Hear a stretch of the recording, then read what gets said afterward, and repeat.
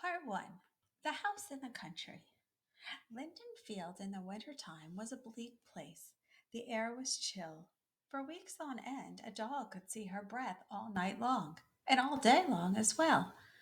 Even in the spring, as winter faded, the gardens tended by humans in warm weather were barren and silent, and the lakes and ponds were gray and very still.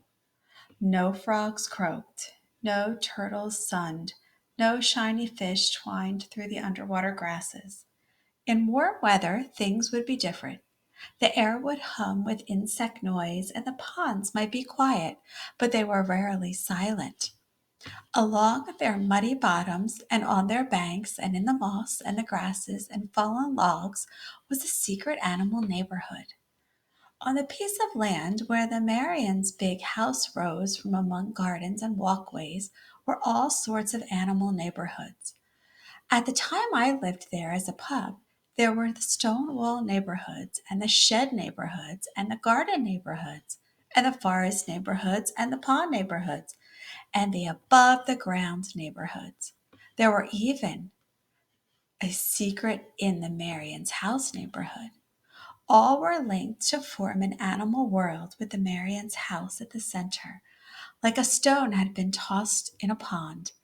The farther the ripples spread from the splash, the more animals were to be found, and the noisier and less secretive their lives were. The time that I am talking about was not so very long ago, and yet it's my whole life ago. I haven't been back to the Marians' house since the day I followed my brother off their property. In all my wandering, I never found my way back there. But then, of course, I was looking for Bone, not for the Marians. I really don't know much about the Marians. I was very young when I lived on their land, and I was concentrating on what I needed to learn from Mother. But the Marians couldn't be ignored. This is what I know about them. Their grand house, the house that was the center of our world, was not the center of the Marians' world. In the spring, when Bone and I were born in an old garden shed, the one with the unused chicken coop at the back, the Marians lived in their house sporadically. They were not like most animals I knew, returning to their nests or burrows or holes night after night, or like the owls day after day. Instead, they would arrive at the house always in the evening, stay for a couple of days, then pile back into their car, drove down their lane, and turn onto the big road. Mother would watch as the car became smaller and smaller and finally disappeared. Then several entire nights and days would pass before the Marians' car would pull back into their lane again. There were 5 Marians in all. I understand that human children generally are not born in litters like puppies, but one or two at a time like deer. The 2 Marian parents had given birth to 3 young. The oldest was a boy, then there was another boy, and finally a small girl who was the loudest of the children. Over time, I learned the names of the children, but only one mattered to me, and that was Matthias, the younger boy, the gentle one. But I did not know until I was several months old. The Marians were tidy people, that was clear. Everything about their house and their property was tidy. The shutters hung straight and were painted often. No toys littered the yard. The walks and the porches were swept clean, and the gardeners showed up regularly to edge the flower beds, mow the lawns, trim the hedges, and hang potted plants on the porches. The Marians did not own any pets. Because of germs, Mother once told Bone and me. She had overheard Mrs. Marian talking to a gardener. And hair, Mrs. Marian added. Germs and hair.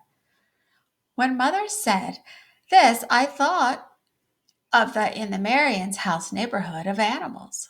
This consisted not only of many insects, but also of a large family of mice, 2 squirrels in the attic walls, a possum who went in and out of the utility room through the hidden hole in the wall, and in the basement several snakes, 2 toads, and some lizards. There were plenty of germs and lots of hair in the Marian's house, and this amused me. But I remember the time I heard screaming and banging and crashing in the house, and then Mr. Marion ran outside with a bag containing a dead, bleeding bat, which he shoved into the garbage can, and I did not feel so amused. All the creatures on the property knew how the Marions felt about animals, and they made their own decisions about where to live. Mother had her reasons for choosing the garden shed.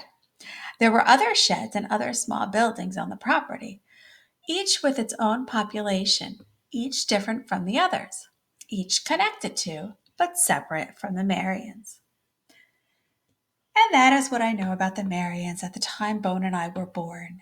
The days were mild spring, arrived early that year, and still the humans came to their home only for brief periods of time.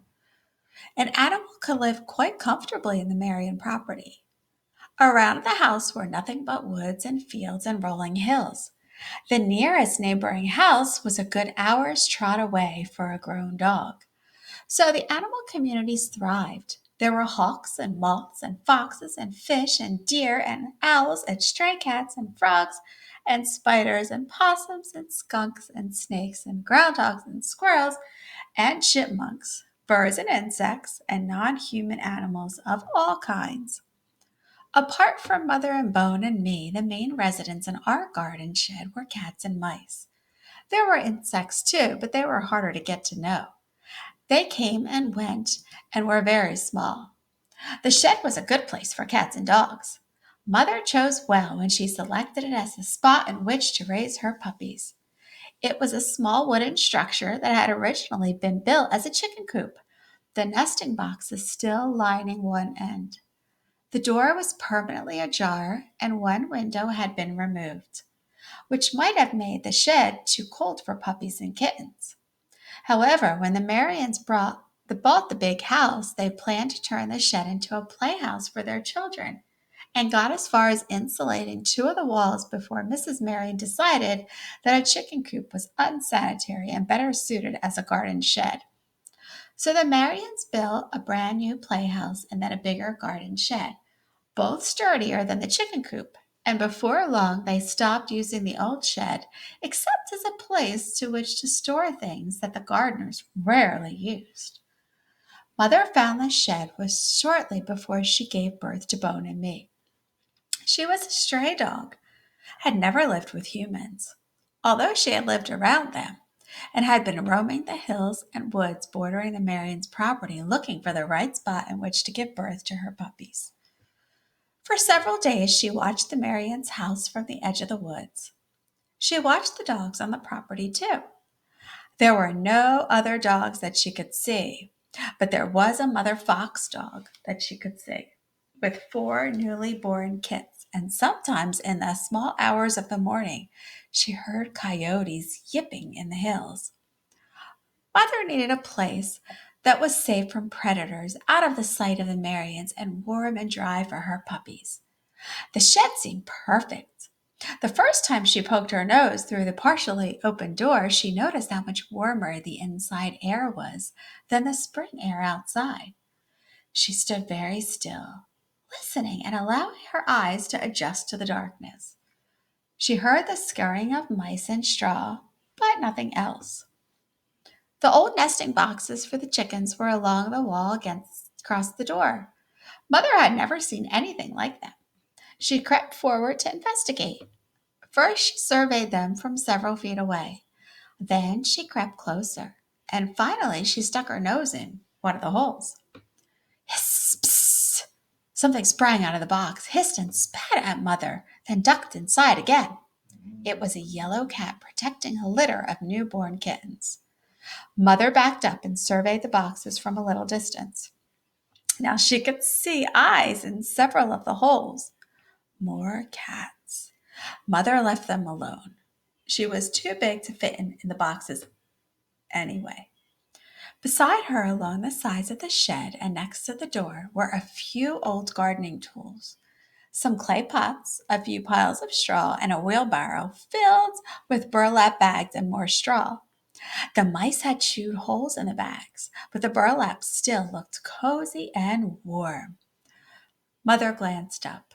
In the rafters above, she could see several abandoned nests that had belonged to barn swallows and hornets.